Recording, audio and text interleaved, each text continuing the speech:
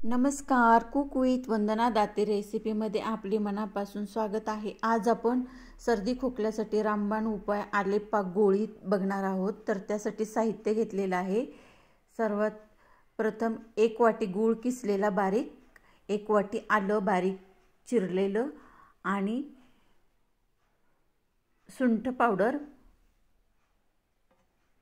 जायफळ पावडर 1 चमचा।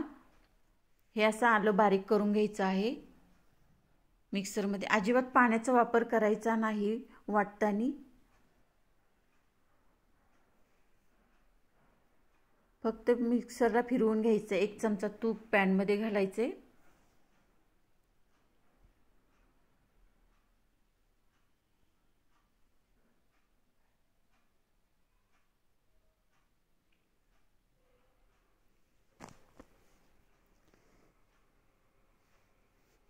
त्यानंतर वाटलेलं आल्याची पेस्ट,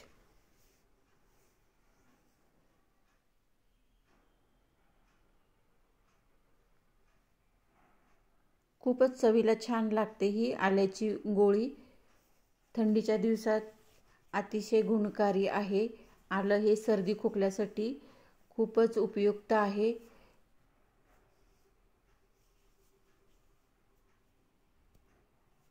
छान असं तुपावरती परतून घ्यायचं आहे कोरडं होईपर्यंत।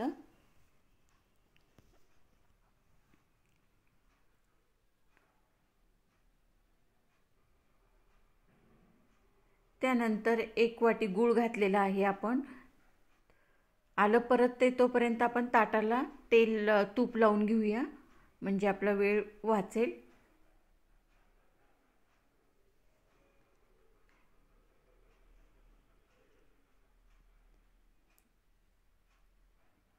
अशा प्रकारे तूप लावून बाजूला ठेवून देऊया ताट। आणि आलं आपलं परतत आलेलं आहे, बघू शकता। त्यानंतर आपण त्यात 1 वाटी गूळ घातलाय।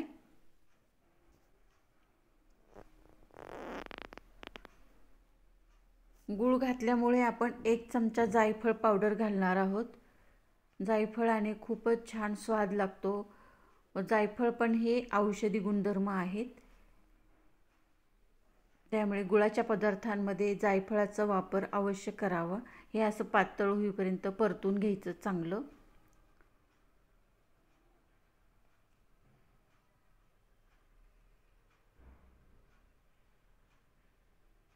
हलवत राहायचं आहे।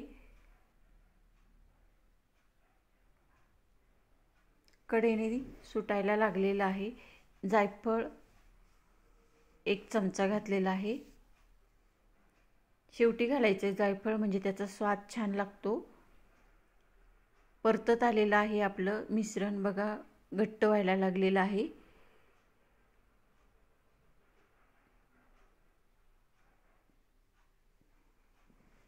अशा प्रकारे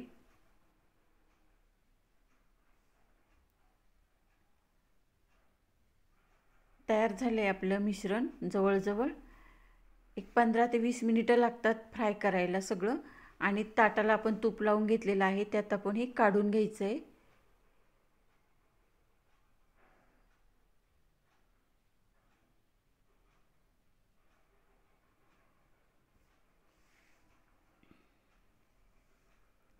पसरून घ्यायचंय, म्हणजे थोडंसं थंड होईल।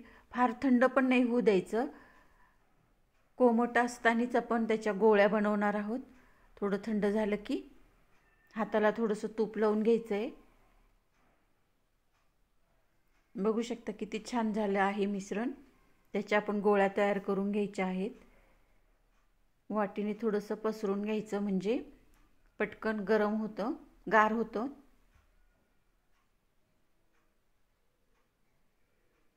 आणि थोडंसं थंड झालं की आपण त्याच्या गोळ्या तयार करून घ्यायच्या आहेत।